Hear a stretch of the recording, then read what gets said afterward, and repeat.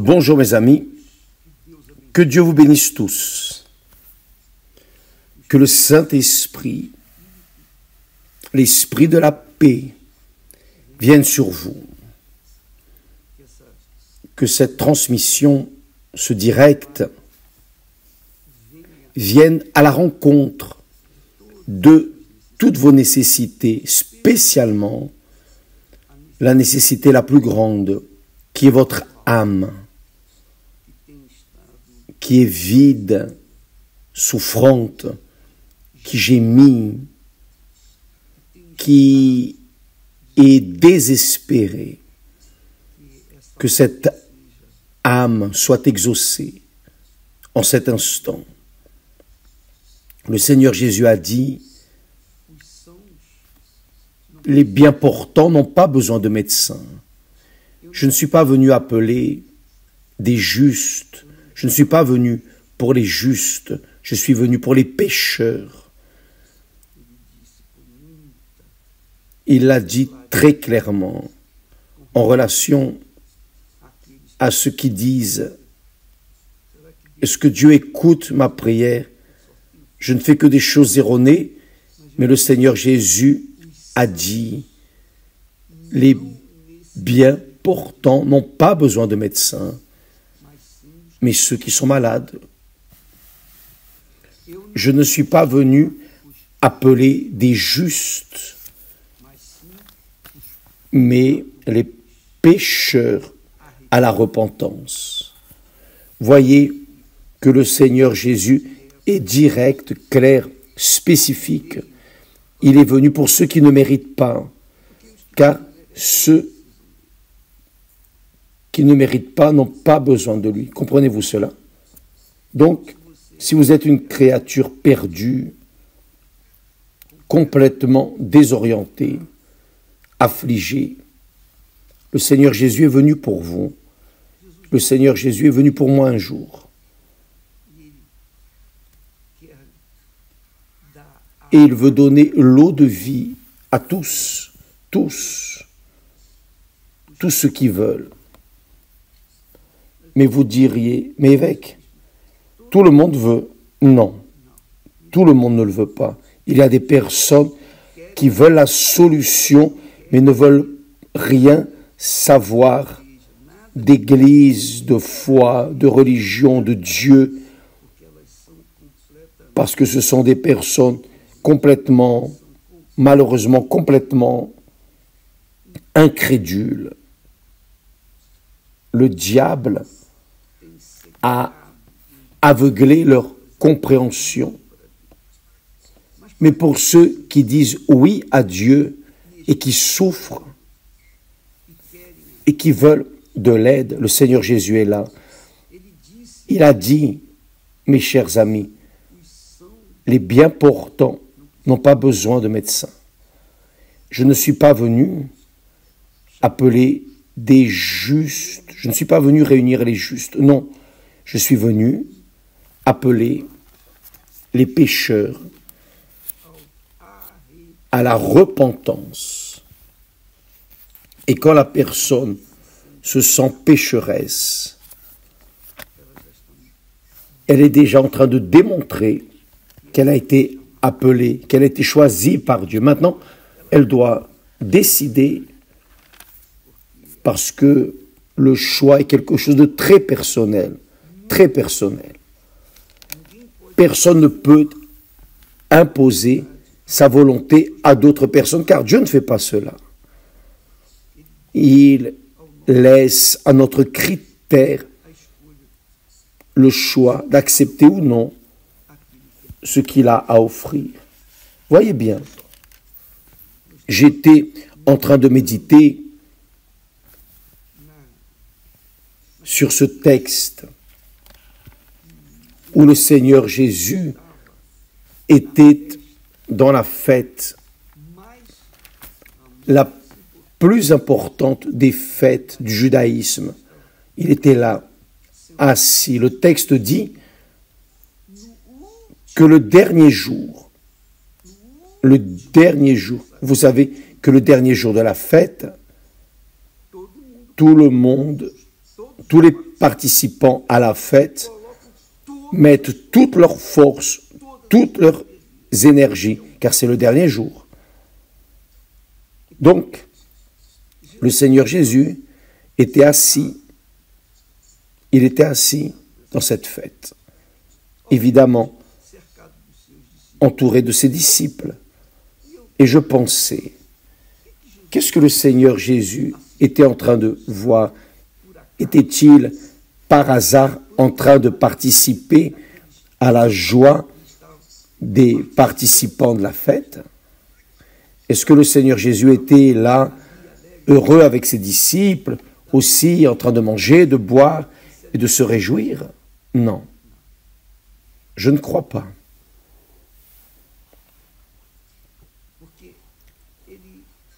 Parce qu'à un certain moment, il s'est levé. Le texte dit,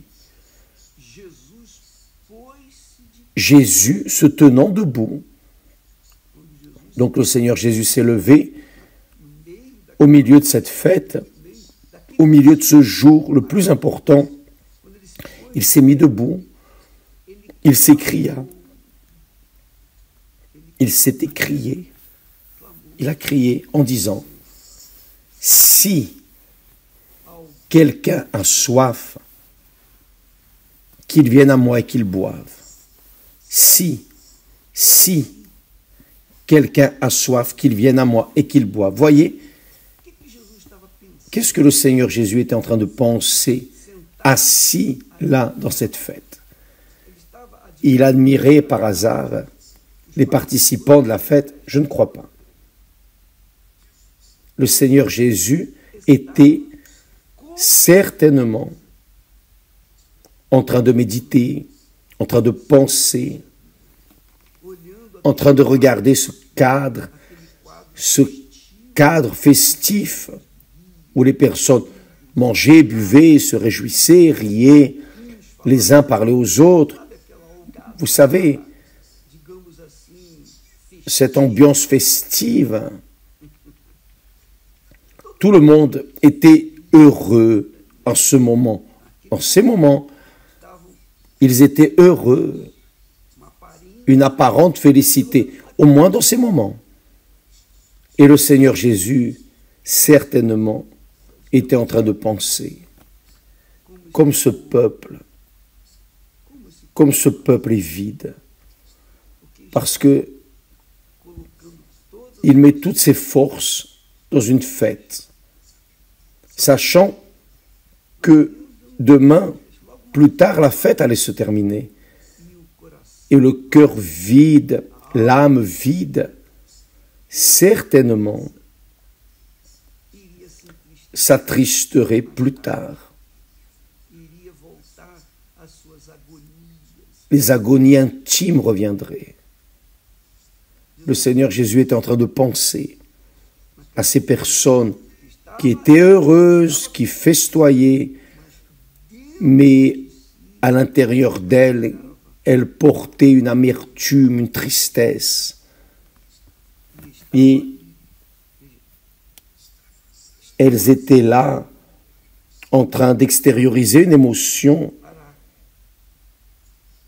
pour paraître, pour maquiller l'angoisse, le tourment que vivait leur âme. Le Seigneur Jésus était triste, certainement qu'il n'était pas heureux, certainement qu'il n'était pas co-participant de l'allégresse de ces personnes. Non, ce qui arrive beaucoup de nos jours, par exemple, beaucoup de personnes investissent durant toute l'année dans un déguisement pour défiler au carnaval pendant 3 jours. Investissent tout leur argent pour le dépenser en 3 jours dans un déguisement. Quand arrive le mercredi des cendres, ces personnes retournent au début de tout, recommencent de nouveau à travailler et à penser, à vivre plus un petit morceau de l'enfer pendant 360 jours, pour que l'année prochaine, elle puisse participer à cette allégresse du carnaval.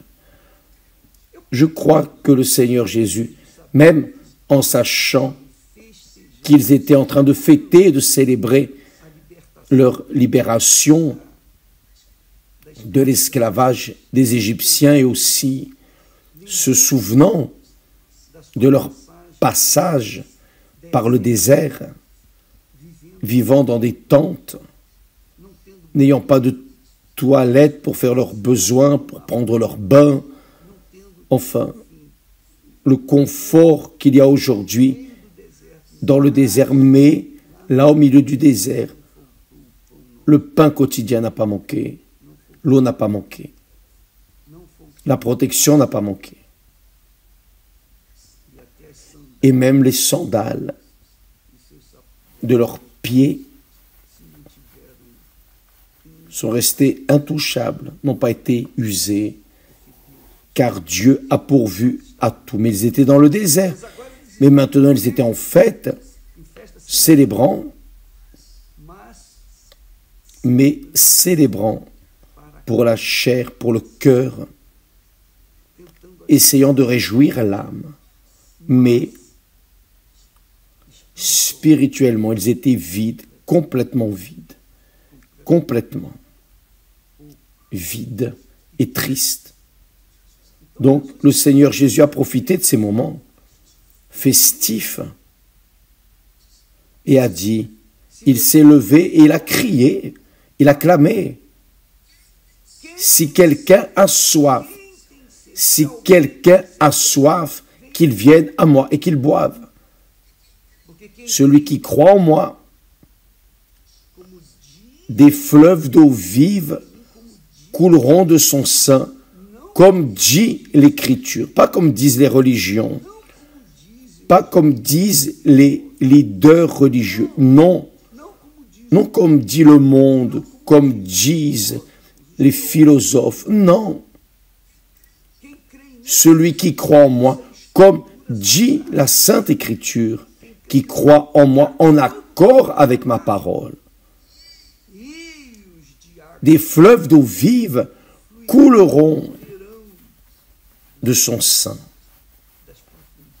des profondeurs de son âme, des fleuves d'eau vive. Il dit cela de l'Esprit que devaient recevoir ceux qui croiraient en lui. Donc il y a cette promesse. Le Seigneur Jésus promet. Il promet que ceux qui croient en lui, comme dit l'Écriture, ce n'est pas comme je dis, bien que je prends soin pour que ne sorte pas de ma bouche quoi que ce soit qui soit rigoureusement en accord avec ce qui est écrit. Mais il a dit, celui qui croit en moi, comme dit l'Écriture, des fleuves d'eau vive couleront de son sein. Et quand il s'est levé et qu'il a crié, qui a cru en lui en ce moment? Je ne sais pas. La Bible ne le dit pas. Mais il a laissé cette promesse pour ceux qui sont en fête ou non, pour tous qui croient en lui, comme dit l'Écriture. Parce que ce que dit l'Écriture, cela arrive. Que la personne croit ou non, bien sûr, si la personne croit, cela arrive, ce qu'elle a cru. Si la personne ne croit pas, rien n'arrive dans sa vie, mais cela arrive dans la vie de ceux qui croient. C'est la réalité. Donc, ce n'est pas comme dit l'Église ABC, la dénomination ABC, la religion ABC. Non. Ce n'est pas comme dit le monde. Ce n'est pas comme disent beaucoup de personnes. Ah, je ne fais de mal à personne, Dieu est avec moi. Non. Pour que coulent des fleuves d'eau vive, c'est-à-dire pour que le Saint-Esprit vienne sur les personnes, il faut qu'elles croient dans les Écritures sacrées. Qu'elles croient vraiment Et croire, ce n'est pas seulement concorder. Ah, je concorde avec ceci ou cela. Non, croire, c'est boire, assimiler ce qui est écrit comme règle de vie. Vous appliquez ce que vous croyez dans votre vie. Donc, par exemple, si la Bible dit qu'on ne doit pas mentir, alors je ne vais pas mentir. Je vais obéir. Ça signifie croire. La Bible dit que nous devons aimer Dieu sur toutes les choses. Alors je vais aimer Dieu au-dessus de mes parents, mes enfants, ma famille, ma vie, ma position, mon nom. Je vais l'aimer au-dessus de toute chose et toute personne. Si je dois aimer mon prochain comme moi-même, alors je vais croire dans la parole de Dieu. Donc, comme j'aime le prochain, alors je veux le meilleur pour le prochain. Ça ne veut pas dire que vous allez prendre toute votre vie et la mettre à la disposition du prochain. Non. Mais vous allez faire ce que vous pouvez faire pour le bien de votre prochain. Donc, mes amis, lorsque l'on croit dans les Écritures, il y a la garantie, pour ceux qui croient, du déversement du Saint-Esprit. Donc, vous croyez dans l'Écriture, alors vous êtes invité, mon invité, pour ce lundi, à 3h du matin, à l'heure de Brasilia. Ce lundi, de dimanche à lundi, ce lundi à l'aurore, à 3h du matin, à l'heure de Brasilia. Je ne sais pas où vous êtes, mais je sais une chose. À 3h, à l'heure de Brasilia, je ne sais pas l'heure où vous êtes, le pays, je sais le suivant. À 3h du matin, à l'heure de Brasilia, nous serons réunis dans une seule foi, un seul esprit, devant un seul Seigneur, devant notre Seigneur Jésus-Christ qui a promis, il a dit, celui qui croit en moi, des fleuves d'eau vive couleront de son sein, comme dit l'Écriture. Donc ce lundi, dans cette veillée de pyjama, car vous pouvez participer où que vous soyez, et nous aurons tous les médias, YouTube, Facebook, Telegram, Instagram, la radio, la télévision, tout ce que l'Église universelle a disponible en termes de communication sera disponible pour que vous participiez là, dans le confort ou déconfort de votre maison, de votre cabane, ou de la prison où vous êtes, ou de l'hôpital, ou de la clinique, où que vous soyez, vous pourrez participer. Personne ne pourra dire « Ah, je ne pouvais pas, je n'ai pas eu de conditions. » Non, vous avez les conditions. Maintenant, bien sûr, vous allez devoir vouloir, si vous voulez. Alors, vous allez procéder, vous allez faire ce qui doit être fait. Vous allez à 3h du matin, vous serez préparés pour participer à cette réunion spéciale qui passera dans le monde entier, du nord au sud, d'est en ouest, sur toute la planète. Et j'ai la certitude, déjà en avance, que ceux qui croient vont participer, ceux qui ne croient pas vont oublier, vont donner des excuses, il n'y a pas de problème. C'est juste pour qui croit et qui veut. Seigneur Jésus a dit, si quelqu'un a soif, c'est-à-dire qui a soif de recevoir le Saint-Esprit, qui a soif d'être vivifié dans la foi, qui est froid dans la foi, qui veut se réchauffer dans la foi, pour tous ceux qui croient, tous les intéressés. Et qui est intéressé va participer. et qui participera. Je crois qu'il croit. Et ce n'est pas juste que les personnes laissent leur moment de repos d'une nuit de repos. La personne va interrompre pour chercher Dieu et que Dieu ne répondrait pas. Je ne crois pas en cela. Non, je ne peux pas croire en ça. Je me rappelle ici d'un jeune homme qui est sorti d'un autre État. Il est sorti de Rio de Janeiro pour participer à une veillée au temple de Salomon, la première que nous avons réalisée le mois passé. Et il a affronté une série de difficultés pour y arriver. Même ainsi, il est arrivé. Il a reçu le Saint-Esprit. Il a reçu. Pourquoi? Parce qu'il a prouvé à lui-même, au diable, et par-dessus tout à Dieu qu'il avait cru. Il croyait. Alors il a reçu. C'est comme ça que ça fonctionne. Donc, mes chers amis, faites attention. Ce lundi, à 3 heures du matin, dans le monde entier, nous aurons cette veillée en pyjama. En pyjama pour quelques-uns, en costume pour d'autres. Car dans d'autres pays, 3 heures du matin, ce sera une autre heure. Mais tous seront en position de participer, tous.